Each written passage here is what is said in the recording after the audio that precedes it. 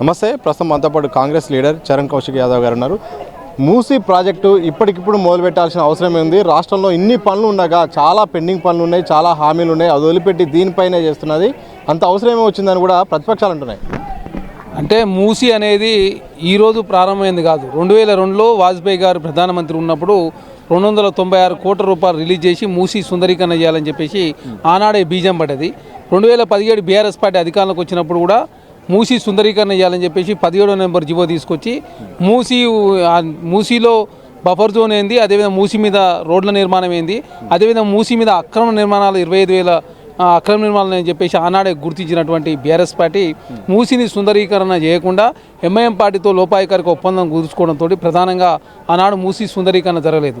కాంగ్రెస్ ప్రభుత్వం అధికారంలోకి వచ్చిన తర్వాత మూసీ అనేది సుందరీకరణ చేయాలని చెప్పేసి ప్రభుత్వం మేనిఫెస్టోలో పెట్టకున్నా కూడా నల్గొండ జిల్లా ప్రజలు ఎదుర్కొన్నటువంటి ఇది సుదీర్ఘకాల సమస్య. 60 సంవత్సరాల నుంచి మూసీ వల్ల నల్గొండ జిల్లా ప్రజలు ఇబ్బంది పడుతూ ఉన్నారు. కాబట్టి 60,000 ఎకరాలు మూసీ మీద పారుతూ ఉన్నప్పటికీ పండించినటువంటి వడ్లను కొనడానికి కూడా ఎవరైతే వ్యాపారులు ముందుకు రాని పరిస్థితి, అదే కాకుండా చేపలు పడితే చేపలు కూడా తినని పరిస్థితి, అదేవిధంగా కూరగాయలు పండిస్తే తీసుకునే పరిస్థితి ఉన్నది. కాబట్టి నల్గొండ జిల్లాకు మోక్షం లభించాలని ఖచ్చితంగా మూసీని సుందరీకరణ చేయాలని చెప్పేసి కాంగ్రెస్ ప్రభుత్వం భావించి వికారాబాద్లో ప్రారంభమైనటువంటి మూసీ నల్గొండ జిల్లాలో ఎండ్ అవుతూ ఉంది. కాబట్టి 52 కిలోమీటర్లు ప్రధానంగా మూసీ సుందరీకరణ చేసినట్లయితే, అదేవిధంగా మూసీ సుందరీకరణ ద్వారా నల్గొండ జిల్లా కావచ్చు, అదేవిధంగా 3 జిల్లాలకు ప్రయాణం జరుగుతుంది.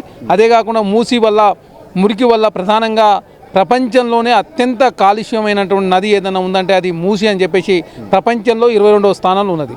అదే కాకుండా మూసీ వల్ల చాలా సుదీర్ఘకాలం పాటు నల్గొండ జిల్లా ప్రజలు అటు ప్రోరైలు ఇటు మూసీ వల్ల ప్రధానంగా ఇబ్బంది అవుతూ ఉంది. కాబట్టి ఆ సమస్య పరిష్కారం లభించాలంటే ఖచ్చితంగా మూసీ సుందరీకరణ చేయాలని చెప్పి ప్రభుత్వం భావించి మూసీ సుందరీకరణ చేస్తూ ఉంది.